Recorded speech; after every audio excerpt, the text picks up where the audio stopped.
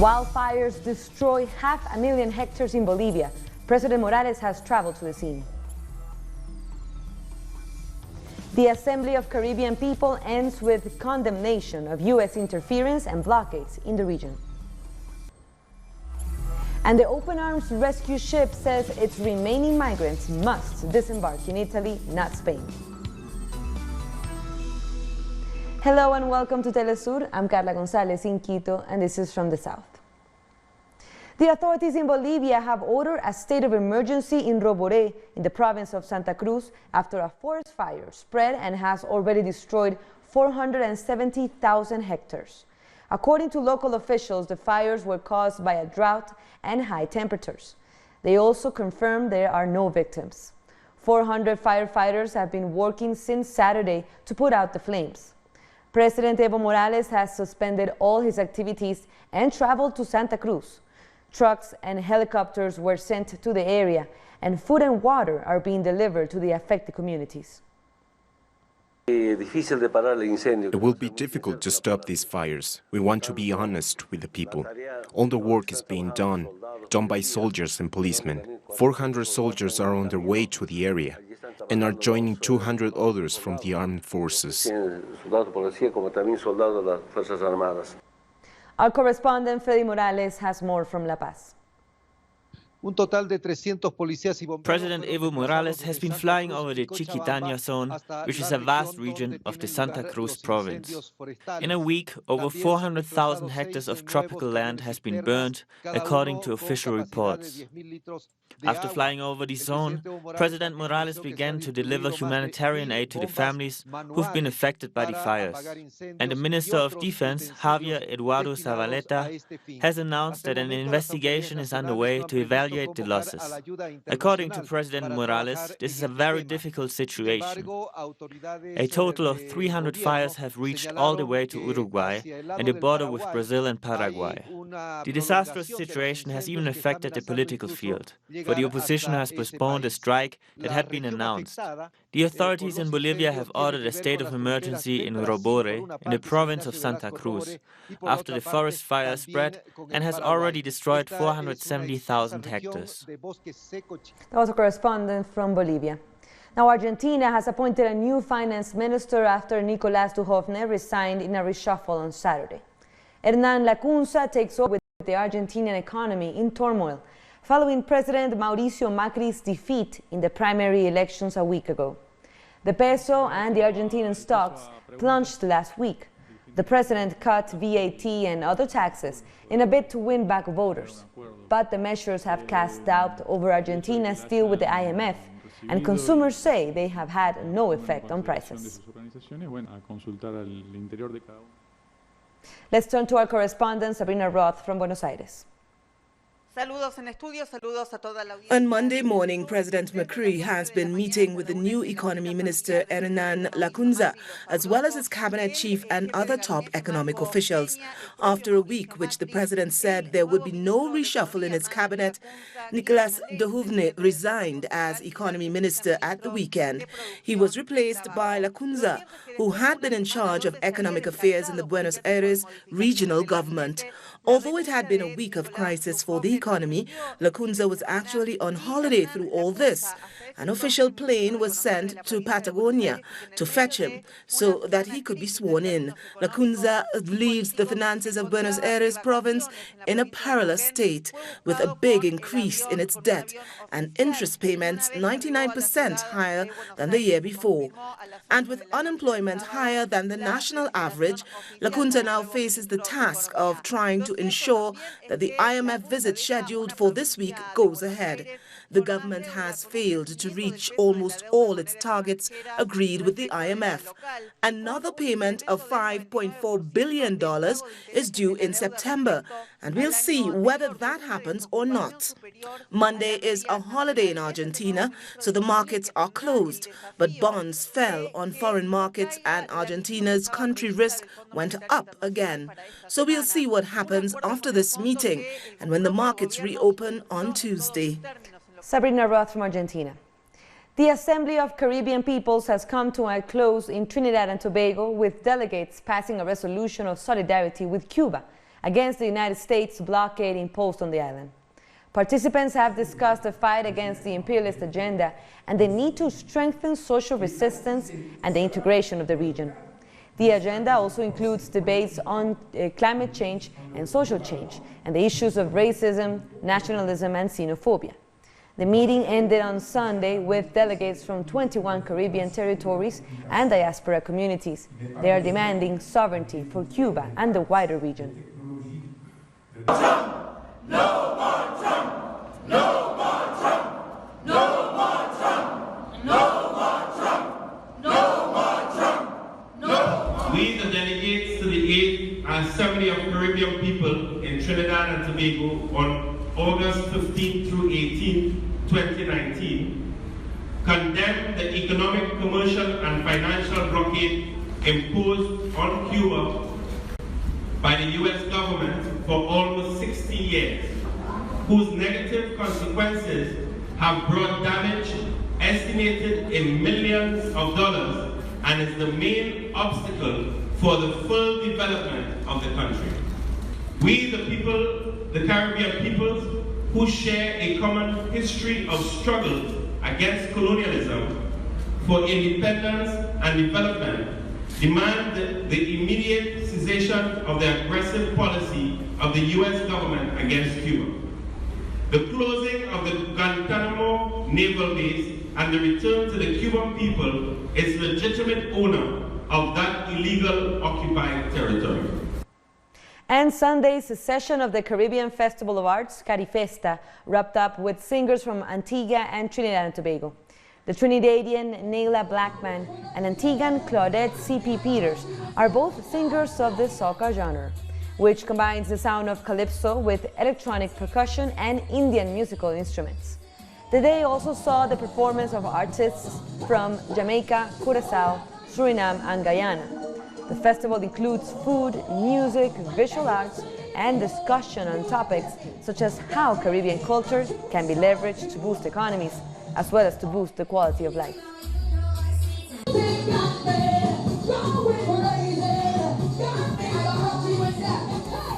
After the break, a football riot ends with 4 people dead at a stadium in Honduras. Don't go away.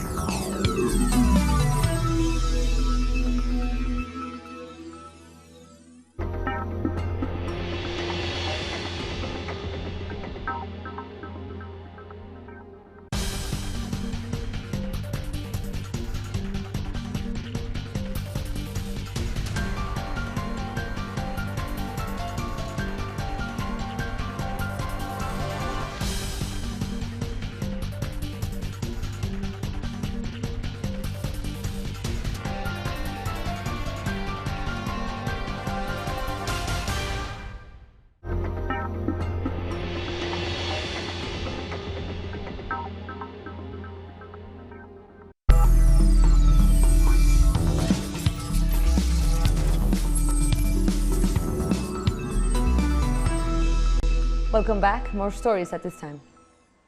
An investigator has told a Khartoum court that former Sudan President Omar al-Bashir admitted to receiving $90 million in cash from Saudi royals. The police brigadier said at the opening of the trial that al-Bashir told him that the latest payment was delivered by Mohammed bin Salman's envoys.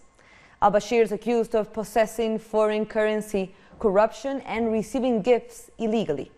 In June, prosecutors said a large sum of foreign currency had been found in grain sacks at his home. He was ousted in April after months of protests brought an end to his nearly 30 years in power. The trial comes as Sudan's military and protest leaders begin to implement a deal that is meant to pave the way for a civilian government. The court has heard the testimony of 2 witnesses. The discussion was held by the prosecutor and the defense. We asked a lot of questions to the investigator. The prosecution will continue until next week. Then the defense will start after. The Zimbabwe government has deployed troops and police in Bulawayo City to prevent a planned opposition march. Using a loud hailer, police warned against joining the demonstration, which was called to protest against deteriorating economic conditions. This comes days after a similar protest was dispersed in Harare. Soldiers and armed police in trucks and on horseback were seen patrolling the central business district and high-density suburbs. Police have also set up checkpoints on most roads leading to the city center. Like our generation has been affected. Our generation has been affected a lot, and we are not tired of supporting Chamisa and even SANU PF because they have no solutions. I think it's a waste of time to engage in demonstrations, and these two leaders must do something. Zimbabweans survive by working for themselves, so once you engage in demonstrations, it means there's no food on the table for your kids. 4 people have been killed and several were left injured after clashes between fans of rival football clubs in the Honduran capital of Tegucigalpa. The violence broke out inside and near the city's national stadium ahead of a scheduled match between the Olimpia and Motagua clubs. It was reported that the violence started when Olimpia supporters attacked the Motagua team bus with stones and sticks. The riots also caused a stampede, causing the police to fire tear gas to disperse fans from both sides. Look how they've left him. I don't want to look at him like that. Nobody is going to replace him. No one is going to give him back to me. I'm left with this great pain. It's very difficult for me. I don't want to see him like this. How they have left him for me. But my God, He can do anything and He will have His justice. I don't know how or why, but God is good. He will give me wisdom and He will help me with this pain that I have. Another community leader has been killed in Colombia. The body of Luis Caldera Villamizar was found in the Cauca River on Sunday morning. Caldera was reported missing 15 days ago in the town of San Jacinto del Cauca. He was the head of the Association of Community Action Boards in his municipality and a candidate for the town council. Since the peace deal was signed in 2016, more than 620 community leaders have been killed in Colombia. Now to Nicaragua for a look at the impact which gender equality measures have had in the Sandinista-governed country. It's a well-known fact that the countries that make up the northern triangle of Central America, Honduras, El Salvador and Guatemala, have some of the highest homicide rates in the world and are suffering from a migration phenomenon as people flee in search of a better life. In the face of these issues, political activists in Nicaragua held a forum focusing on women's issues and on preserving peace in the region. Dorothea Granada was born in the US but has been living in Nicaragua since the 1980s and is a director of an organisation that promotes women's rights, from health to safety and empowerment. In every Latin American country, women come second. We are second-class citizens. In Nicaragua, since the Sandinista revolution was victorious, every year we have more laws in support of women.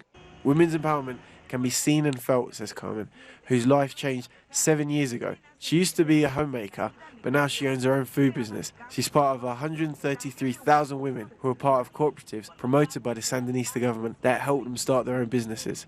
They give us plenty of help, starting from loans. There's no stealing here. This is great help for us women to get ahead. But we need to set our own goals and put in work, because if we're not determined to get ahead, then we won't. At this gathering, the main topics discussed are the restitution of women's rights and globally recognised government programmes that have pushed it to be one of the countries with the highest rate of gender equality. I think the role of a woman in Nicaragua can be seen from various angles. I prefer to look at it from a quality standpoint, because often women are part of a political system, but they don't have power to effect change. They cannot make decisions, and that's what's important. That empowers women and helps them move ahead. This is the sort of progress that has been made in Nicaragua. Women have been truly empowered. According to the UN, 80% of the victims of people trafficking in Central America are women. As such, the Sandinista government has announced that they are working on legislation to punish crimes against the dignity of women. Peru's women's rights movements demonstrated in Lima on Saturday to condemn gender-based violence. Protesters from the Ni Una Menos group were escorted by police as the group stopped outside the Supreme Court. The demonstration was sparked by figures published by the Women's Ministry, showing that 103 women were killed in acts of gender-based violence so far this year. The Venezuelan government has begun a new vacation plan for young people during the school holidays. It will provide entertainment and education for millions of students. Over 6 million teenagers across Venezuela are taking advantage of the school break in Venezuela to keep themselves busy with a range of summer holiday activities. The essence of these recreational plans is to give a better quality of life to our young people. We also want to keep them away from drugs. This is an integral plan. We have the children's ombudsperson. We have a recreational team to entertain the children and teach them values. We want them to learn that the revolution can advance. Even though we have a blockade, the revolutionary situation prevails. The plan is underway in this community of the public housing mission in the south of Caracas. The atmosphere was one of joy, color, fun, and music. We have a lot of fun. We laugh, we even cry sometimes. We share with the animators, we go on trips, we play, and we do everything with our friends. I like everything they're doing. I'm having fun with my family and friends and all the community. I think it's great they're doing this.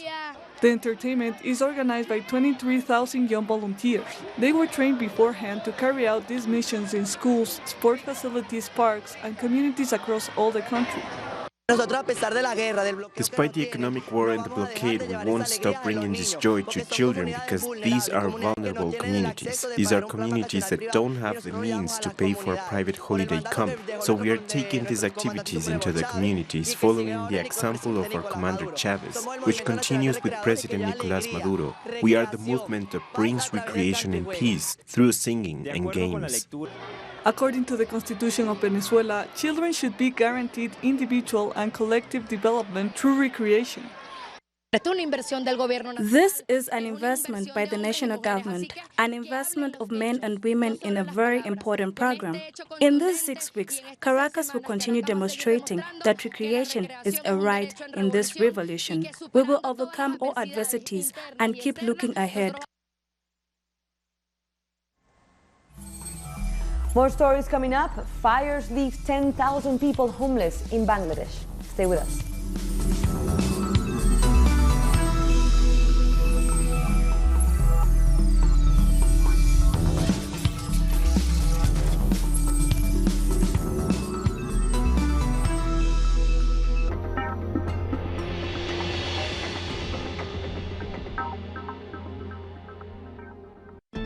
From here to beyond the south. From here to the Caribbean or further north. Where can I see news connecting the whole South? From Washington. From Mexico. From Caracas. From Quito. From Havana. You can always see the news from a new vision, connecting the global South. Only on Telesur.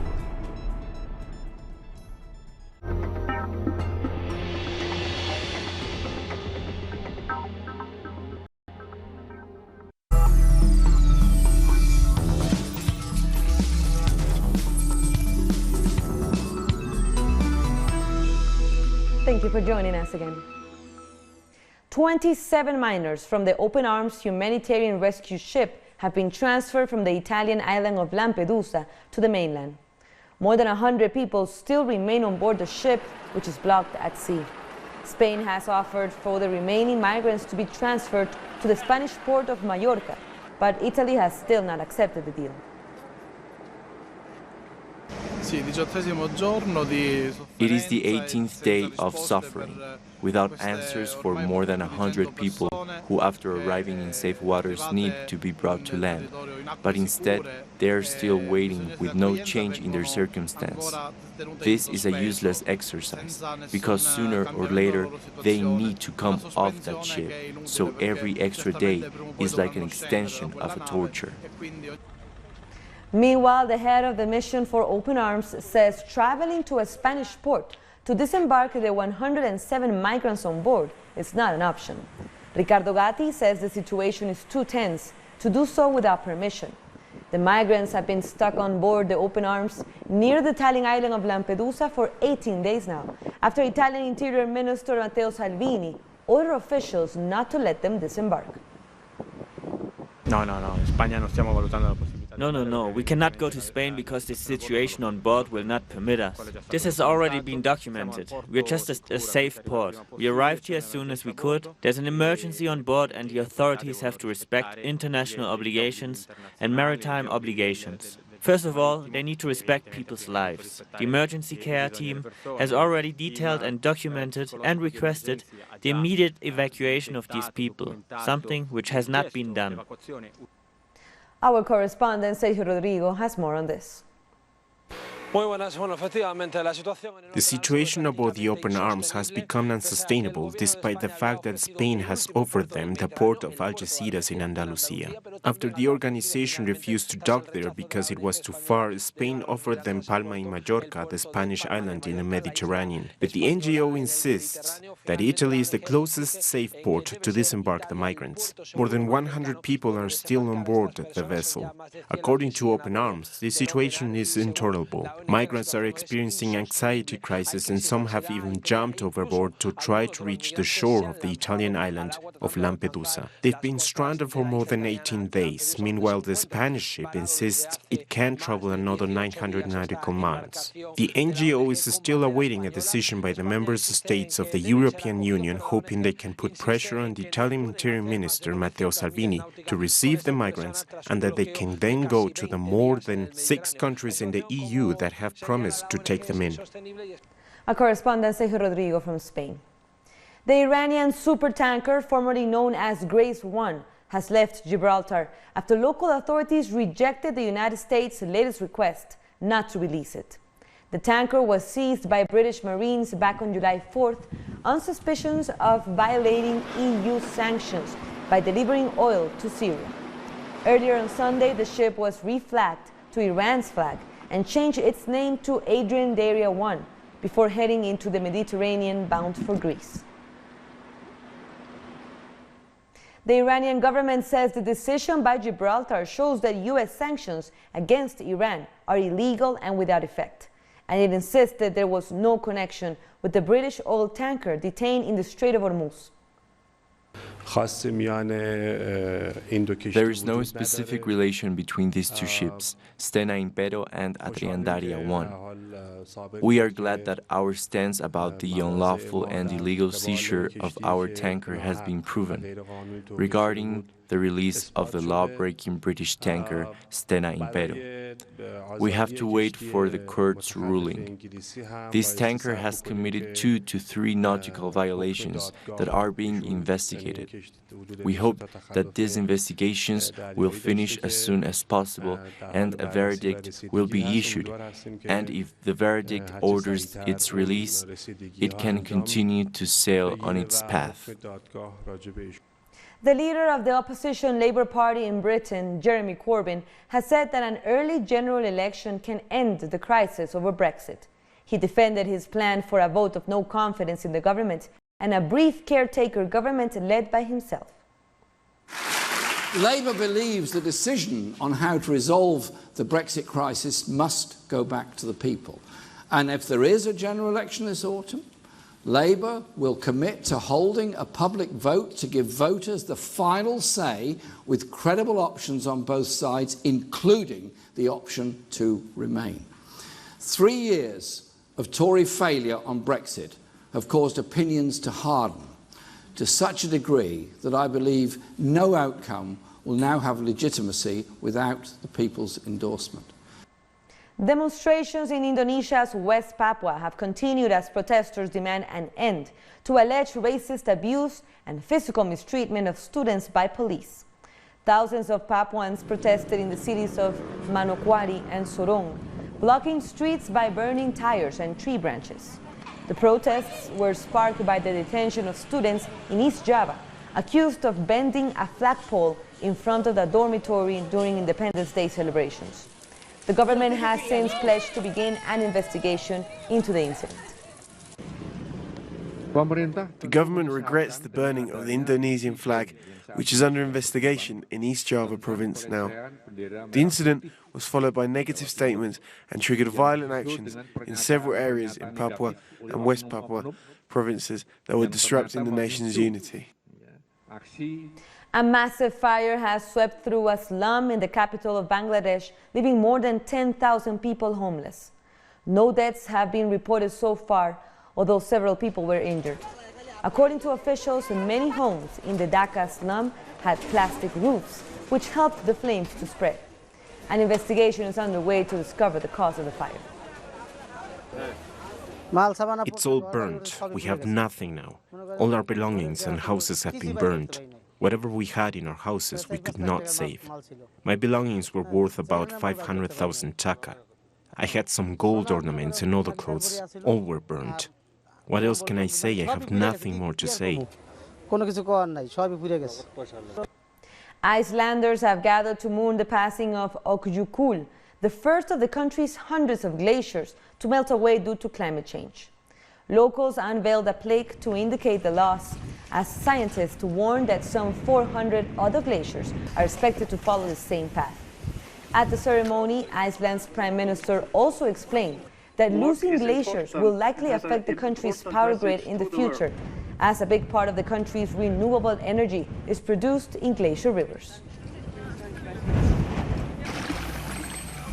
And with that, we end our news brief, but you can find all of our stories by checking our website, telesurenglish.net.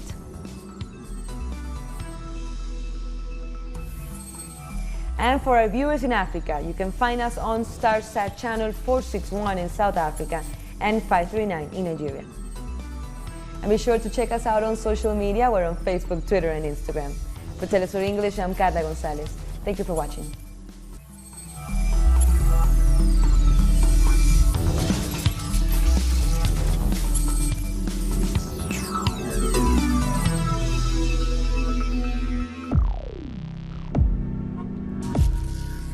Esta es una historia